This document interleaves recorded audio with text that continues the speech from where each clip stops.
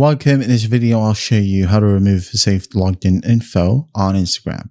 Right, if you find this video helpful, please leave a like and subscribe to the channel for more such tutorials. Now, first up, let's go ahead and open up Instagram right here real quick. And then go ahead and tap on your profile.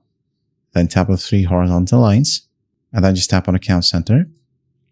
And then you'll be able to find password and security right here. Just tap on it. And then go ahead and tap on Saved Login. Once done, find your Instagram account. And then just toggle it off. All right. Again, just turn it off if you want to remove saved logged in info. And then once that's done, to finalize it, you'll have to go back to settings right here. Okay. Scroll all the way down. And then just tap on log out. Log out. And then in here, you will be able to see your saved logged in. Just tap on 3 dots and then remove profile from this device. Tap on it, and once done, you're good to go. That is how you remove saved logged in info on Instagram. I hope this video helps, and I'll see you in the next one.